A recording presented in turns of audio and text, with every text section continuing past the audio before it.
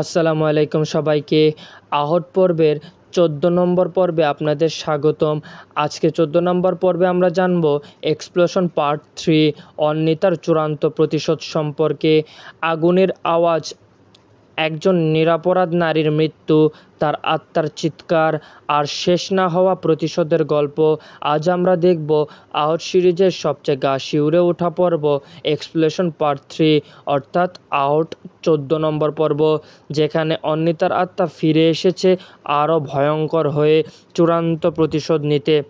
গত পর্বে আমরা জেনেছিলাম অন্বিতার মৃত্যুর পেছনের কাহিনী। তার স্বামী তাকে পুড়িয়ে মেরেছিল কারণ সে তার তান্ত্রিকের ক্ষমতাকে অপব্যবহার করে। তদন্তকারীরা সত্য প্রকাশ করে, অন্বিতার আত্মা শান্তি পায়। কিন্তু সব কিছু কি সত্যিই শেষ হয়েছিল নাকি কেবল শুরু?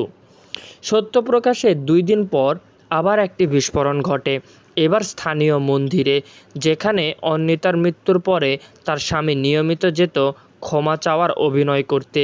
কিন্তু এবার বিস্ফোরণের আগে লোকজন দেখে একজন সাদা শাড়ি পরা নারী মন্দিরের চত্বরে ঘুরে বেড়াচ্ছে। বিস্ফোরণের একজন পুরোহিত আহত হয়, তবে আশ্চর্যের ব্যাপার, মন্দিরের প্রধান দরজায় রক্তলেখা একটি শব্দ দেখা যায়, মাপ চাইনি, প্রতিশোধ শেষ হয়নি। অফিসার মেহরা, যিনি প্রথম তদন্ত করেছিলেন, এবার ফিরে আসেন। তিনি বুঝতে পারেন অন্বিতা এখন শুধু প্রতিশোধ না, একজনের ভণ্ডামি ও পাপ ফাঁস করে দিচ্ছে। যেভাবে অন্বিতার সাথে অন্যায়ের সঙ্গী ছিল তাদের এক এক করে সে লক্ষ্য করছে। তদন্তে উঠে আসে নতুন চরিত্র ডাক্তার রায়।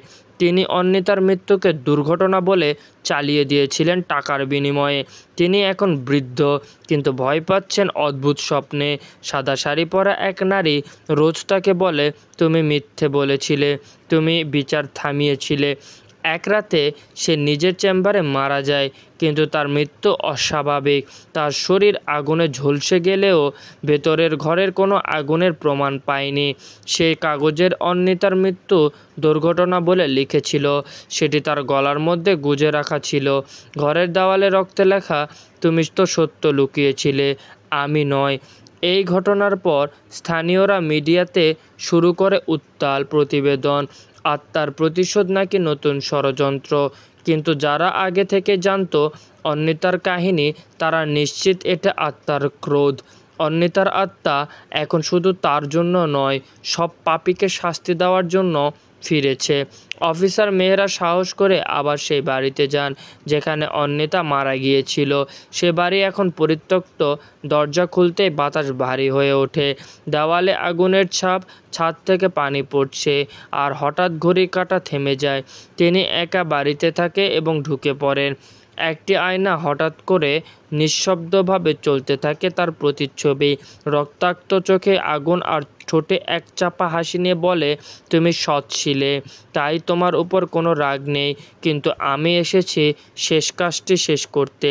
তার স্বামী যে এত বছর পর পাগল হয়ে গেছে, এখন এক মাজারে থাকে। সে প্রতিদিন ক্ষমা প্রার্থনা করে, কিন্তু অন্বিতার আত্মা এক রাতে তাকে এসে ঘিরে ধরে। সে বলে, ক্ষমা পেতে চাইলে সত্য মেনে নিতে হয়, পালিয়ে নয়। তারপর দেখা যায় ভোরে লোকজন মাজারে এসে দেখে লোকটি মাটিতে পড়ে আছে, আগুনে ঝলসে গেছে তার হাত, কিন্তু আশ্চর্য, পুরো মাজারের এক চুলও ক্ষতি হয় নাই। পরদিন সকালে সেই পুরাতন বাড়ির জানালায় এক বৃদ্ধা দেখেন সাদা শাড়ি পরা এক নারী। সে জানালার পাশে বসে হাতে প্রদীপ নিয়ে বসে আছে। তার চোখে আবার ক্রোধ নেই, বরং শান্তি। একটু পর হওয়ার ঝাপটা জানালার পর্দা নড়ে ওঠে, আর দেখা যায় সে নেই। মনে হচ্ছে এবার সে সত্যিই শান্তি পেয়েছে। এই পর্ব আমাদের শেখায় প্রতিটি অন্যায়ের বিচার একদিনেই হয়তো, প্রতিটি সত্য একদিন না একদিন প্রকাশ পায়, আর একজন নিরপরাধের কান্না যতদিন না সমাজ শোনে ততদিন তার আত্মা শান্তি পায় না। আপনার কি মনে হয় অন্বিতা কি শেষ পর্যন্ত সঠিক কাজ করেছিল? ভয়ের বাইরেও কি এই গল্প আপনাকে ন্যায় বিচার নিয়ে ভাবায়নি? কমেন্টে জানান, লাইক, সাবস্ক্রাইব এবং শেয়ার করুন যদি গল্পটি ভালো লেগে থাকে।